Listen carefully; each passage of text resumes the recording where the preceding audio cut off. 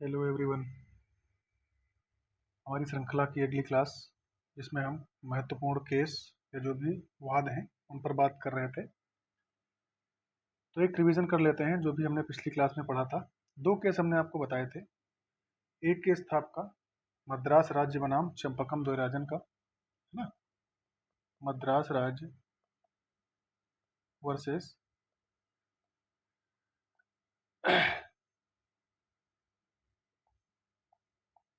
चंपकम द्वैराजन, ठीक है। 1951 का मामला था और इसमें जो है रिजर्वेशन का जो डीओ एक्ट चलता था 1927 को, उसको चैलेंज किया गया था और मद्रास हाई कोर्ट ने उसको पलट दिया था।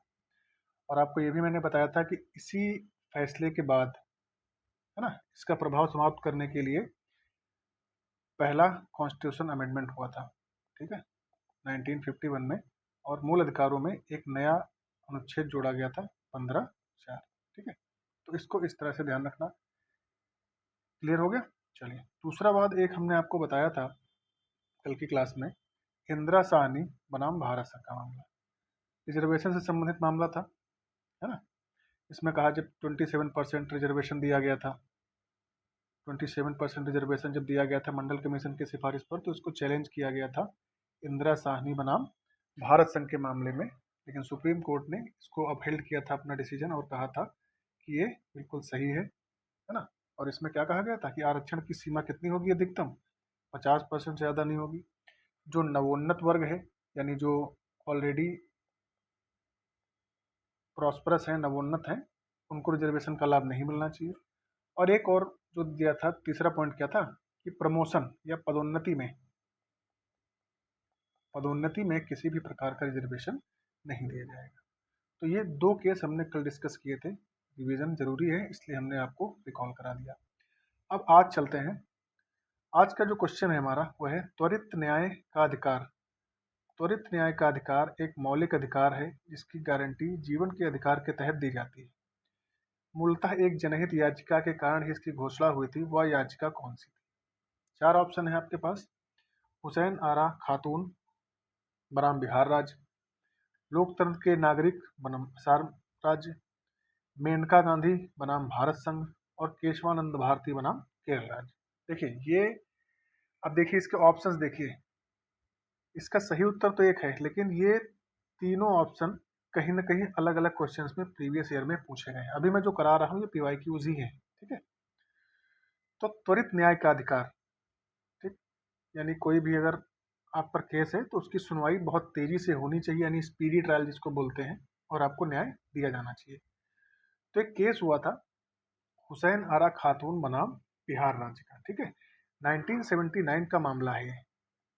1979 में एक केस हुआ था हुसैन आरा खातून बनाम बिहार राज्य। तो इस मामले में हुआ क्या था, ये चीज भी आपको जाननी है, ठीक है।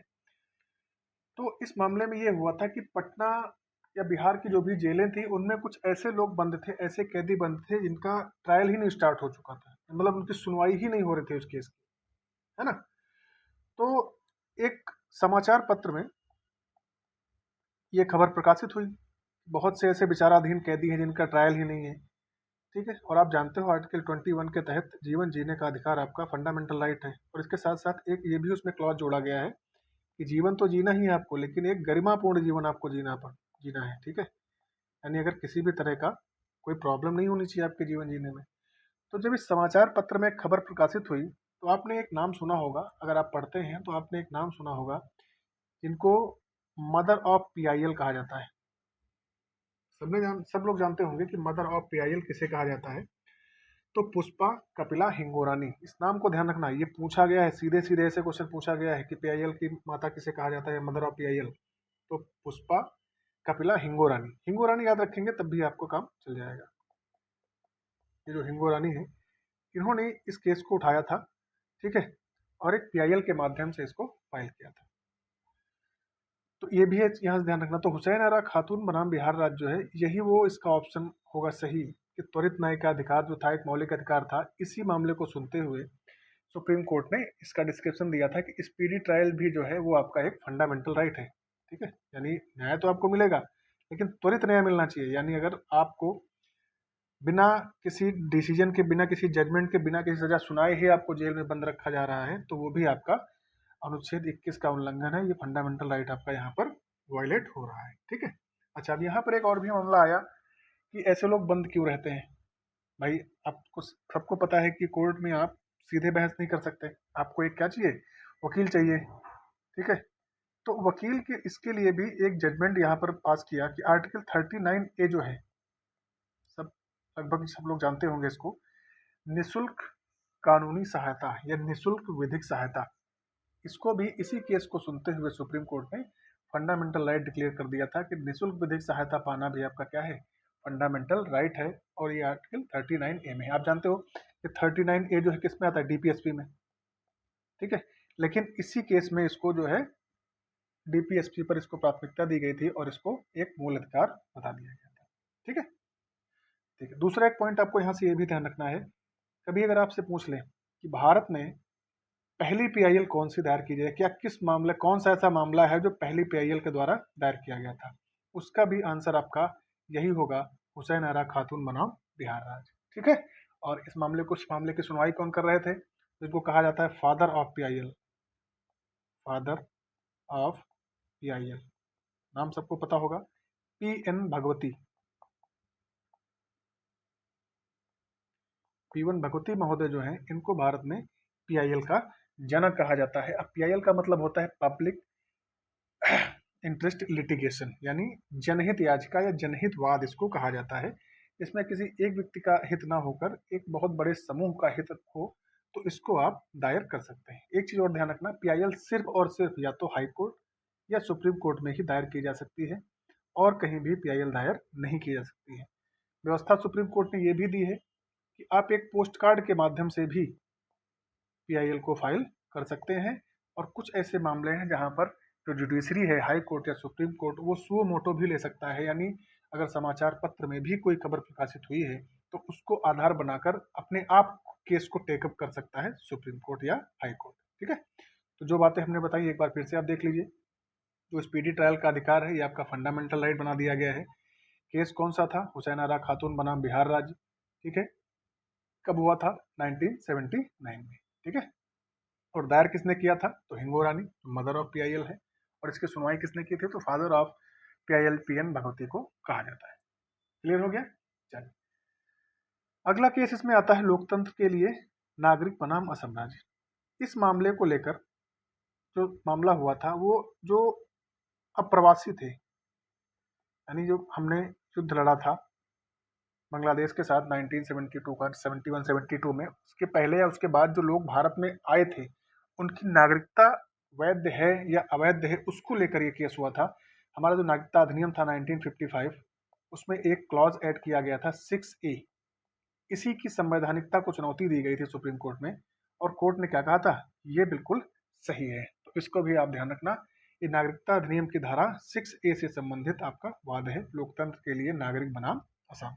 ठीक है। चलिए, अब आते हैं मेनका गांधी बनाम भारत संघ। बहुत इंपॉर्टेंट ये वाद है, कई बार पूछा गया है, सीधे सीधे पूछा जाता है, कभी तो इसका ईयर ही पूछ लिया जाता है कि मेनका गांधी वाद जो है ये कब हुआ था।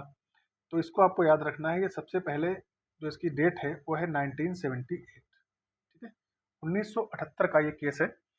हुआ क्या था, तो इस वाद में सुप्रीम कोर्ट ने डिसीजन अपना जो दिया था, वो कहा था कि जो विदेश जाने का अधिकार है, विदेश जाने का अधिकार,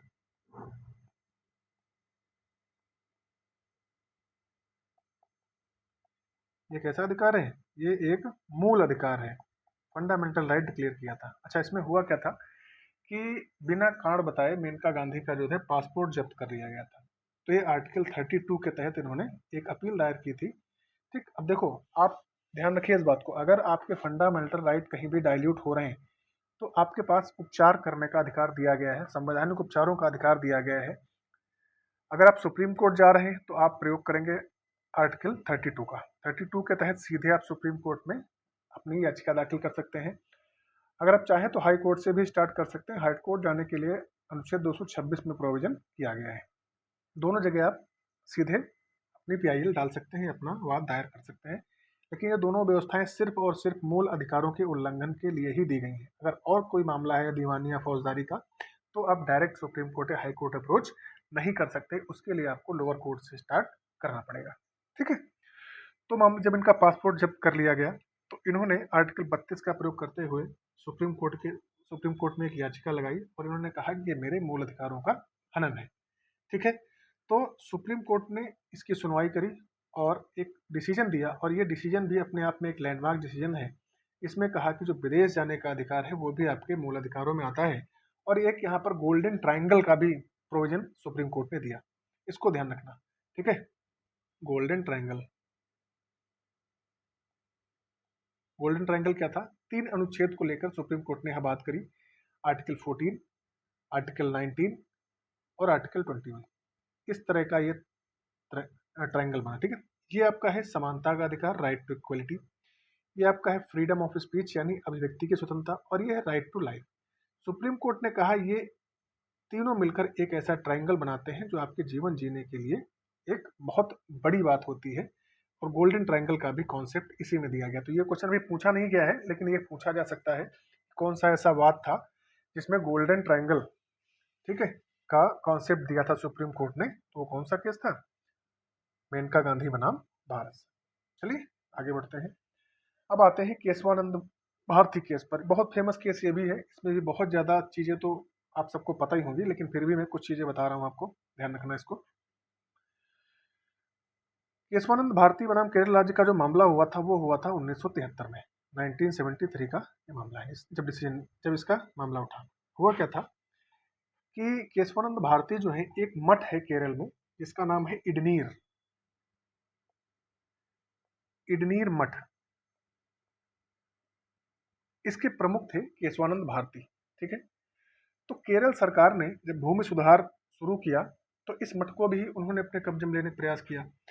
आप पढ़ते हैं धार्मिक स्वतंत्रता का अधिकार जो है उसके अनुसार आर्टिकल 26 के तहत इन्होंने सुप्रीम कोर्ट का दरवाजा खटखटाया, और इन्होंने क्या कहा कि आर्टिकल 26 हमें ये आज़ादी देता है कि हम अपने धार्मिक संपत्ति की सुरक्षा कर सकें। तो अगर ये भूमि सुधार लागू रहा तो ये आर्टिकल 26 यानी हमारे धार्मिक जो है संपत्ति है इसकी सुरक्षा का अधिकार हमको नहीं मिलेगा। इसी को लेकर ये गए केस अपना सुप्रीम कोर्ट में।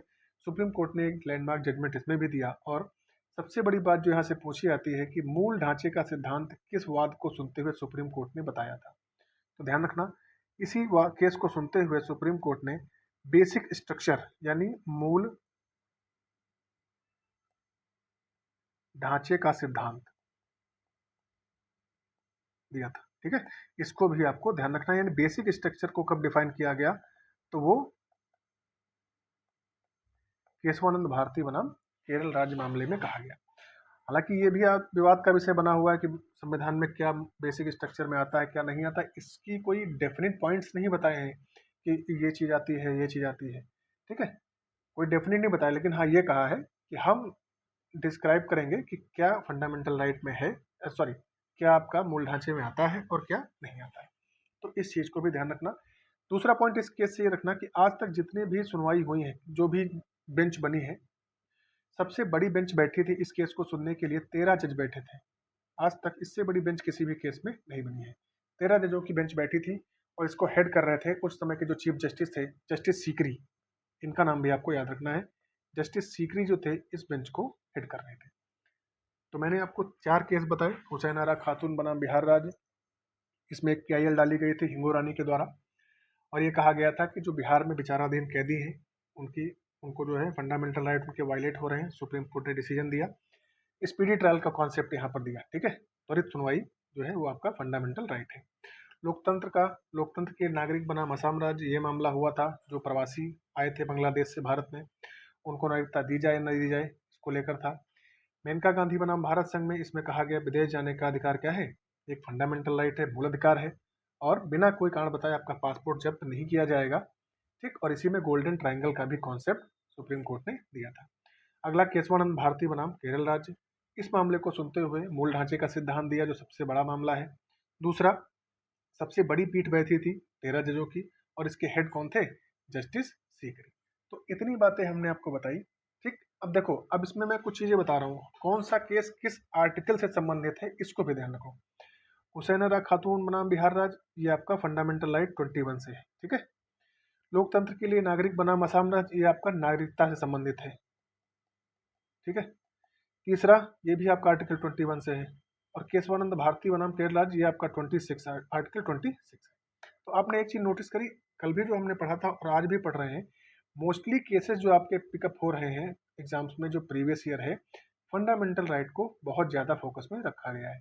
तो ये आपके लिए एक सीख भी है, सलाह भी है कि आप जो भी केसेस अगर आप खुद से भी पढ़ रहे हैं तो आप फंडामेंटल राइट के जो केसेस हैं उन पर ज़्यादा फोकस करें। बाकी केस जो होंगे वो मैं आपको बताता हूँ। तो आज के लिए इतना ही।